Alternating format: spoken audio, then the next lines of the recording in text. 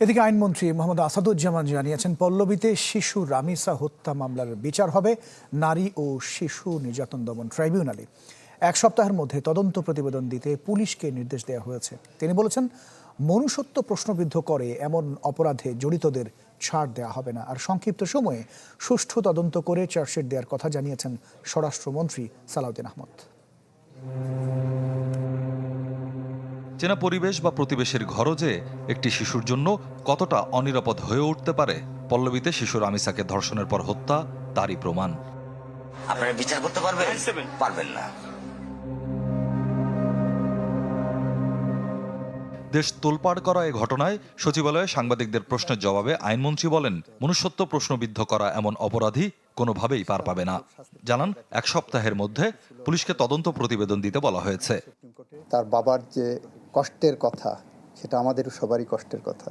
উনি যেটা হতাশা ব্যক্ত করেছেন, সেটার একমাত্র উত্তর হবে যদি আমরা এই বিচার প্রক্রিয়াটাকে প্রত্যাশিতভাবে অতি দ্রুততম সময়ের মধ্যে করতে পারি।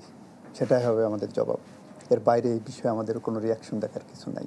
আমরা যদি না করতে পারি, তখন ওনার কথাটা সত্য প্রমাণিত হবে। মাগুরায় আসিয়া ধর্ষণ ও হত্যায় 7 দিনে চার্জশিট এবং 1 মাসের মধ্যে বিচার শেষ হয়েছিল। সে উদাহরণ টেনে মন্ত্রী জানান, এই মামলার কার্যক্রম চলবে নারী ও শিশু নির্যাতন দমন ট্রাইব্যুনালে। এই মামলাগুলো হবে আপনার নারী ও শিশু নির্যাতন বিশেষ ট্রাইব্যুনালে। জজ সাহেব ইচ্ছা করলে প্রতিদিন সাক্ষী নিয়ে এটা ক্লোজ করতে পারবেন।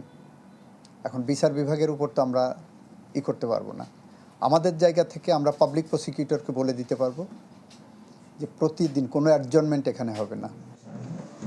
স্বরাষ্ট্রমন্ত্রীর দাবি, বিএনপি সরকার দায়িত্ব নেয়ার পর এ ধরনের ঘৃণ্য অপরাধে পুলিশ দ্রুত আসামি গ্রেপ্তার করতে পারেনি এমন একটি ঘটনাও নেই।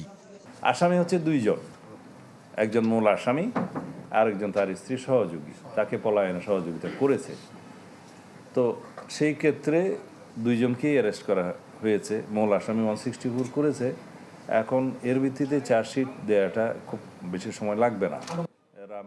জনপ্রত্যাশা অনুযায়ী শান্তি নিরাপত্তা নিশ্চিতে প্রয়োজনীয় সবকিছু করার চেষ্টা হচ্ছে বলেও জানান স্বরাষ্ট্রমন্ত্রী।